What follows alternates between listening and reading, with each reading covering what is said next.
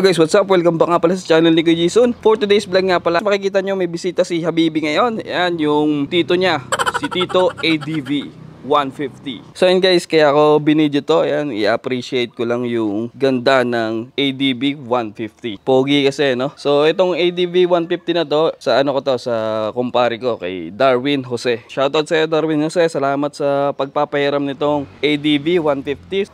So yun guys, makikita nyo ng liit si click natin ano kasi Habibi. Kasi ito, hindi na stock yung height niya.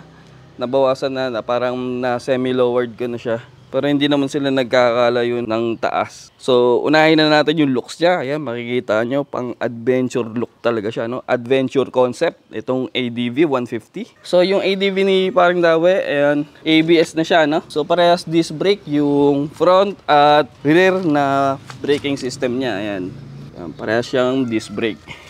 Yung headlight niya guys, parehas LED na yan.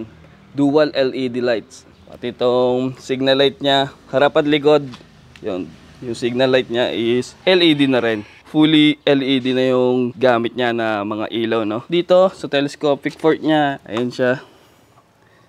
Tapos yung gulong niya guys, sa harap, yung mags is kulay gold. Then yung sukat ng gulong niya, 110 by 80 by 14. Yan siya guys. Naka-Nissin caliper na rin siya, no? So dito naman may visor siya guys. Ayan, adjustable to guys. So hindi ko alam kung paano i-adjust to. Ayaw ko naman pakialaman kasi hindi naman sa atin to guys, no? Pinahiram lang sa atin. So hindi ko rin alam kung paano i-adjust no? So dito naman yung space dito, malawak naman, mas madaling linisin kaysa dun sa click natin na medyo makipot. Ito, madaling linisin, abot yung likod. Then dito naman, yan, naka naked handlebar siya. Tapos yung side mirror niya, maganda rin yung ano nito malaki yung ano, yung side mirror niya. Tapos ito yung digital panel niya guys. Ito muna yung mga unahin natin. Ito may idling stop na nga pala siya, no guys. Pag nasa traffic kayo, kusang mamamatay yung makina. Then pag aandar na kayo, twist lang yung throttle, aandar na uli yun. Then ito, may hazard na nga rin pala siya. So same lang ito, power button, start button ba yan. And nandito rin yung placement parang sa stock ng click. Yung placement ng signal light, high beam, low beam, horn. Yan, tapos ito yung turn signal, left and right. Yan. So dito naman sa digital panel, yan, buksan natin. Yan. Yan, ganyan siya mag-start guys. So dito nyo makikita yung mga ano, turn signal. Magkaiwalay siya, no? Hindi siya sa isang panel lang. Yan, then right na ano, signal light. Yan, may ABS naka-turn on. High beam.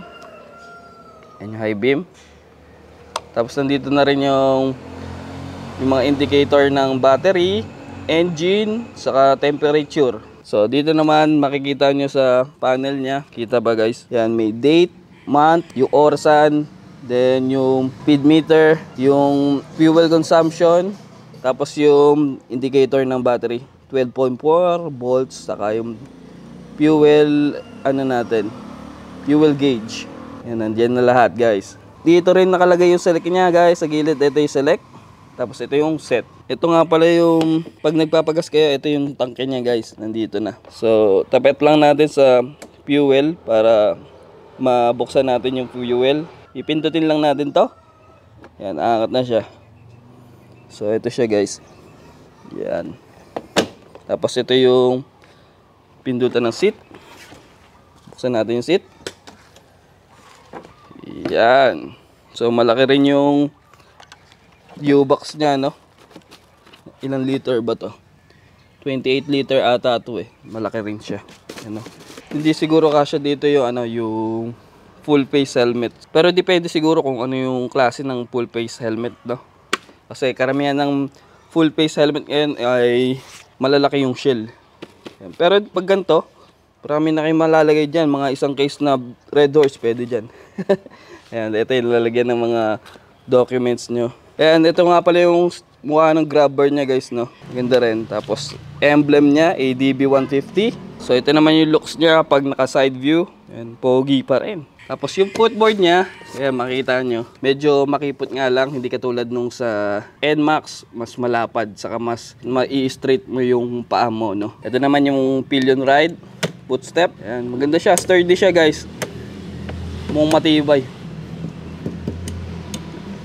Ito nga pala yung side stand niya guys, ayan, katulad din sa, sa click, pag binaba nyo yung side stand, mamamatay ng kusa yung motor. Safety features.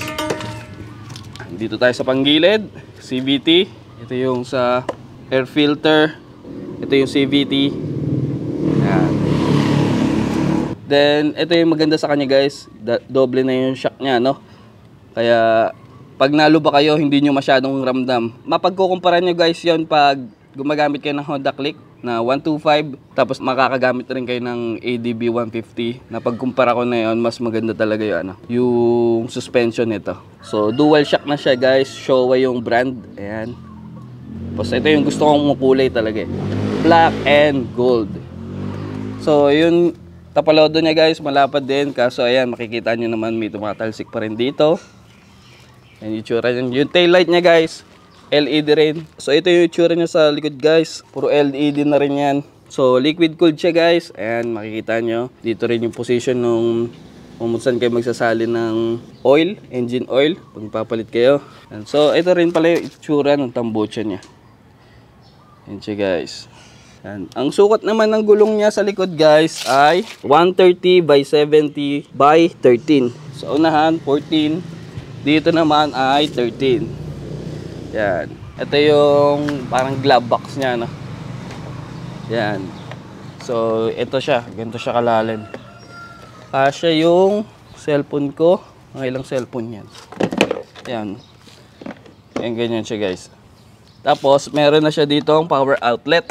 12 watts max. 12 volts. Yan.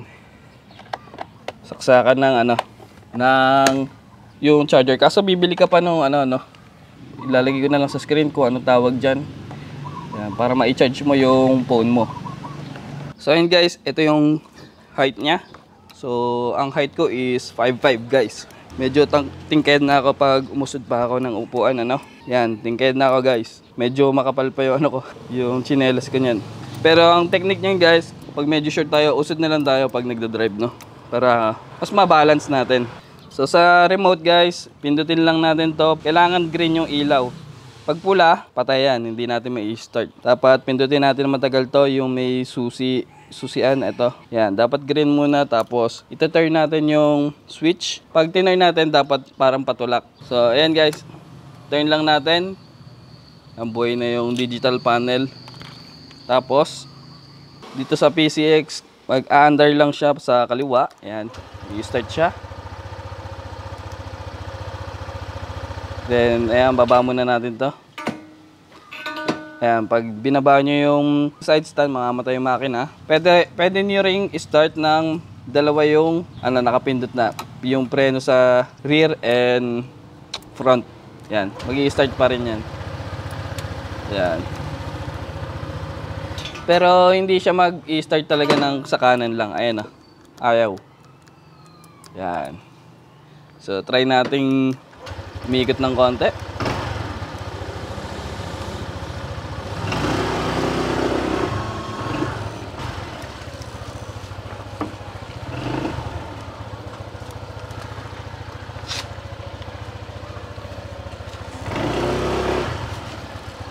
Yan siya guys.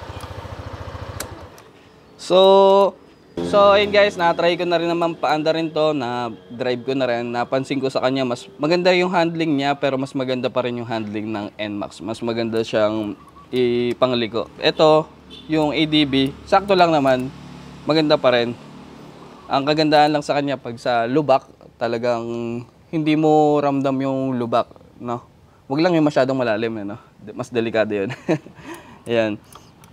Then sa bilis niya guys, yung sa arangkada okay lang, sakto lang.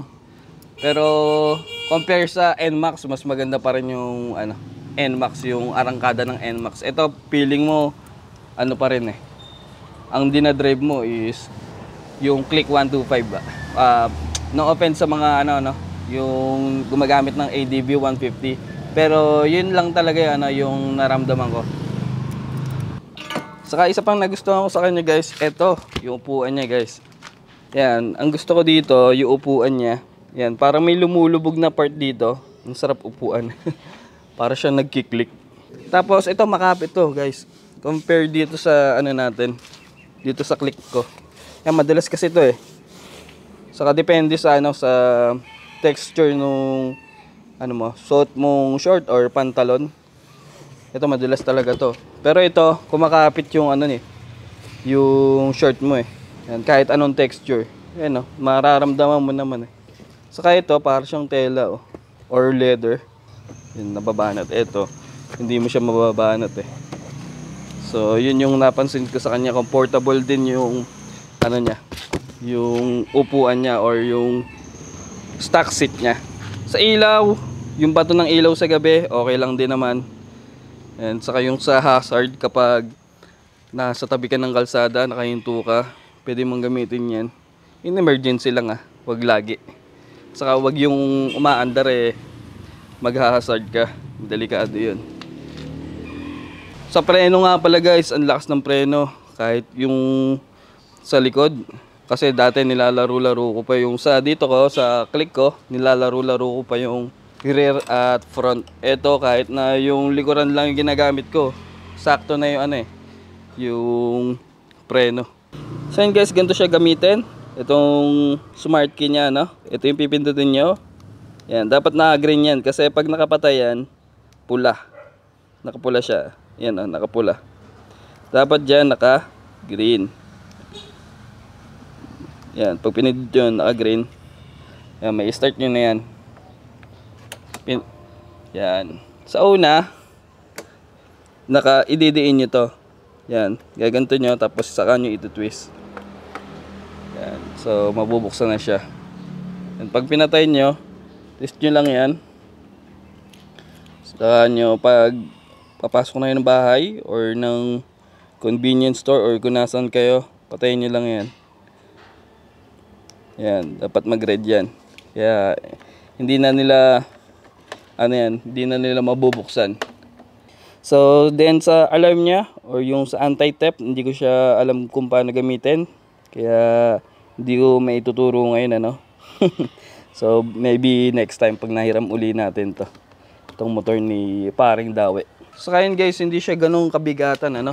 Magaan pa rin siya. Konting bigat lang yung nadagdag sa kanya compared dito sa click natin. Medyo malapad lang siya ng konti. So ayun guys, yung video natin ngayon, ayan yung tito ni Habibi Black, si ADB 150. Sana nagustuhan niyo yung ginawa nating video. So ayun guys, dito ko muna tatapusin yung video ko. Sa mga naligaw po at bago dito sa channel ko, please like, subscribe at click nyo na po yung notification bell para ma-notify kayo sa mga susunod pa natin mga video. So ayun guys, see you on the next one.